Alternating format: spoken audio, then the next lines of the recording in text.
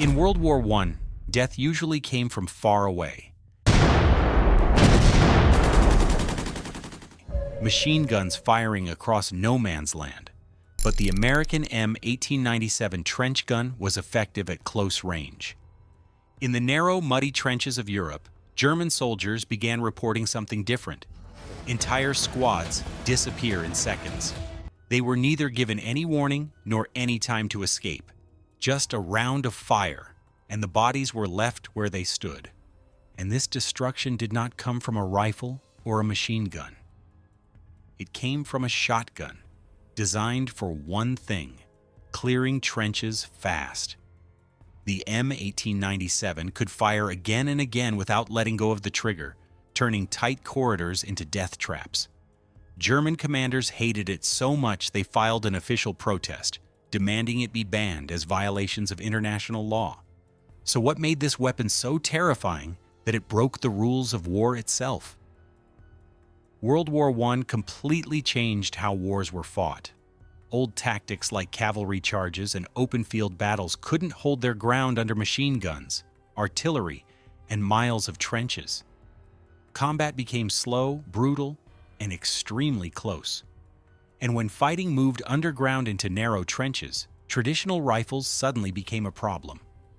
That is where the American M1897 Trench Gun came in. This was a military-adapted shotgun built for close-quarters combat. Its barrel was shortened so it could be used in tight spaces without getting caught on walls or corners. Many models also had a heat shield and a bayonet mount, turning the weapon into both a firearm and a last-ditch melee tool. What made the trench gun truly dangerous was its firepower. Loaded with 12-gauge buckshot, each trigger pull sent multiple pellets downrange at once. In the confined space of a trench, that meant devastating results. A single blast could clear a section instantly, allowing troops to push forward and secure ground, much like creating a small beachhead inside the enemy's defenses. Most importantly, it did not require perfect aim. Speed and spread mattered more than precision. In an environment where fights happened at arm's length, that advantage was enormous. It gave American soldiers a weapon ideally suited to the reality of trench warfare, which was fast, brutal, and overwhelmingly effective at close range. And that effectiveness is precisely why it terrified the enemy. The story of the Winchester Model 1897 begins long before trenches, bayonets, or Europe on fire. It starts in the 1890s, during a quiet revolution in firearms. Smokeless powder had arrived, and suddenly, many older guns built for black powder were no longer strong enough. This single change forced gunmakers to rethink everything they knew about weapon design. However, a particular man, John Moses Browning, was already ahead of the curve. Browning had designed the Winchester Model 1893, one of the first successful pump-action shotguns. It worked well, but it wasn't built to handle the higher pressures of smokeless powder. Winchester knew that if they wanted to survive this new era, they needed something more challenging. So Browning went back to work. The result was the Winchester Model 1897. Released as a stronger, improved design, the 1897 could safely fire powerful, smokeless shells while cycling them quickly and reliably. It featured a steel frame, an exposed hammer, and a tubular magazine that held 5 rounds plus 1 in the chamber. The pump-action system allowed rapid follow-up shots, and its simple construction made it easy to use and repair. Winchester even went a step ahead and offered it in multiple gauges and configurations. Be it long-barreled hunting guns or shorter versions, he made sure the American forces had everything they needed. At first, the Model 1897 was purely a civilian success. Hunters used it for birds and small game. Lawmen valued their power and intimidation. Express companies and correctional officers trusted it to protect valuables and maintain order. It earned a reputation as a working man's gun, not fancy, not delicate, but dependable under hard use. Then World War I changed everything. When the United States entered the war in 1917, American soldiers were thrown into a battlefield unlike anything they had trained for. Trenches were narrow, dark, and deadly. Long rifles were slow and awkward. Pistols lacked stopping power. Soldiers needed a weapon that could end a fight instantly at arm's length. The Model 1897 was the perfect answer. Winchester modified the shotgun for combat, creating what became known as the trench gun. The barrel was shortened to 20 inches for more effortless movement in tight spaces. A perforated steel heat shield was added to prevent burns during rapid fire. A bayonet lug allowed soldiers to attach the long M1917 bayonet, turning the shotgun into a spear when ammunition ran dry. Loaded with 12-gauge buckshot, the trench gun was devastating. Each shell fired multiple large pellets with a single pull of the trigger. Perfect aim wasn't required. One blast could clear a section of trench, creating a foothold for troops to pour in and push forward. One feature made it even more terrifying: the lack of a disconnector. Soldiers could hold the trigger down and fire every time they pumped the action, a technique later known as slam firing. In the cramped corridors of trench warfare, the shotgun became a storm of lead. German troops quickly learned to fear it.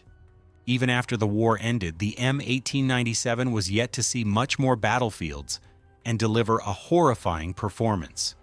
Because this gun was never meant to be legendary, it was supposed to work, and in war, that is often what matters the most.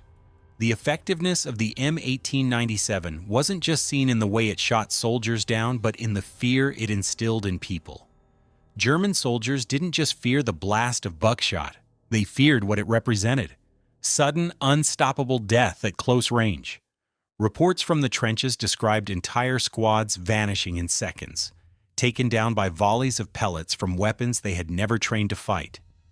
Unlike rifles, which required aim and distance, or machine guns, which could be avoided with cover, the trench shotgun turned every corner into a kill zone. By mid-1918, the German government was officially alarmed. They had seen enough. Soldiers captured with the M1897 described its use with horror. One account described a trained trap shooter, a civilian marksman brought to the front, using the shotgun to deflect grenades and mow down advancing troops. Another told of 6 shells fired in seconds from slam fire mode, each unleashing 54 lead pellets into confined trench spaces. The result was carnage. Entire attacks could be neutralized almost instantly. This effectiveness led to an extraordinary diplomatic move. On September 15, 1918, Germany sent a formal protest to Washington via neutral embassies. The note cited Article 23E of the Hague Conventions, which forbade weapons causing unnecessary suffering, and warned that American soldiers captured with the shotgun or its ammunition could be executed. Germany's argument was simple: the weapon was too brutal, too devastating, and violated the accepted rules of warfare. American officials, however, saw it differently. Secretary of War Newton D. Baker and Brigadier General Samuel T. Ansel reviewed the protest and dismissed it outright. They noted that the M1897's pellets were only slightly larger than rifle bullets, and that other weapons, machine guns, grenades, bayonets, and even chemical gas caused far worse injuries. The key, Ansel argued, was context. The shotgun was intended to neutralize the enemy quickly and effectively in close-quarters combat. Its purpose was efficiency, not cruelty. It was no more illegal than a rifle or a shrapnel shell. Still, the German concern told a truth about warfare. Fear is as lethal as firepower. Soldiers described the psychological terror of hearing the pump-action cycle, knowing that one misstep meant instant death.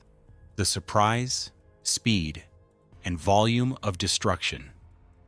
The M1897 delivered in narrow trenches created a sense of helplessness among German troops. It was a weapon that forced soldiers to rethink how to fight and, in some cases, how to survive. The protest failed. Washington ignored the warning, and no American was executed for carrying a trench shotgun. Yet the story alone lives for generations because it showed just how revolutionary and feared the M1897 had become. By the war's end, the M1897 had earned a reputation that outlasted the trenches themselves. For Germany, the protest was a desperate acknowledgement that, in the chaos of modern combat, some weapons were simply too effective to ignore. And in that effectiveness lay the reason the M1897 remains legendary. More than a century later, a gun that broke the rules of war not because it was illegal, but because it simply worked too well. The M1897's military career began quietly before World War I. While most know it as a trench weapon, it first proved itself in earlier conflicts where close-range fighting demanded fast, decisive firepower. During the Philippine-American War, soldiers discovered that Moro fighters, who often attacked in sudden, tight formations with knives and machetes, could be stopped effectively by the rapid spread of buckshot. The shotgun's multiple projectiles gave U.S. forces an advantage that rifles couldn't match in chaotic skirmishes. By the 1910s, the M1897 was also carried into border conflicts, such as the Pancho Villa expedition in Mexico. American troops, tasked with countering raids and ambushes, relied on the shotgun to quickly neutralize threats at short distances. These early experiences helped military planners understand that the weapon's strengths were most pronounced in close-quarters scenarios, something that would later define its use in the trenches of Europe. When the U.S. joined World War I in 1917, the Army adapted the M1897 into a weapon explicitly for trench warfare. Unlike rifles, which required space and careful aiming, the shotgun thrived in the tight, winding trenches where combat happened at arm's length. Units equipped with the trench gun could respond instantly to enemy attacks, using the slam-fire technique to unload multiple shots in seconds. Soldiers trained in civilian traps hooting were often recruited to maximize the weapon's effectiveness, applying skills such as quick reflexes and precision handling amid battlefield chaos. One of the most notable wartime uses of the M1897 occurred at the Battle of Belleau Wood in June 1918. Marines armed with the shotgun faced intense German assaults in forested, confined areas. After World War I, the M1897 didn't disappear. It was converted into riot control and base defense roles, serving police and security forces. Yet it returned to military service decades later. In World War II, Marines in the Pacific Theater relied on their stopping power in jungle combat and close-quarters operations, where ambushes and hidden enemies made rifles less practical. In Korea and Vietnam, the shotgun remained an important weapon for clearing bunkers and buildings, its simple design and devastating firepower standing the test of decades and harsh conditions. What sets the M1897 apart is not just the pellets it fired, but the way it adapted across wars. From the Moro campaigns to Europe, the Pacific jungles, and urban warfare, it consistently proved its value in situations where speed, intimidation, and close-range effectiveness were decisive. And that was the weapon's wartime in a nutshell. A weapon that began in civilian hands, became a nightmare for enemies in the trenches, and survived to serve across multiple continents and decades. The M1897 Trench Gun wasn't just a gun, it was a nightmare for anyone on the receiving end. From the claustrophobic trenches of World War I to the jungles of the Pacific, Korea, and Vietnam, it proved that in war, simplicity and firepower could create pure damage.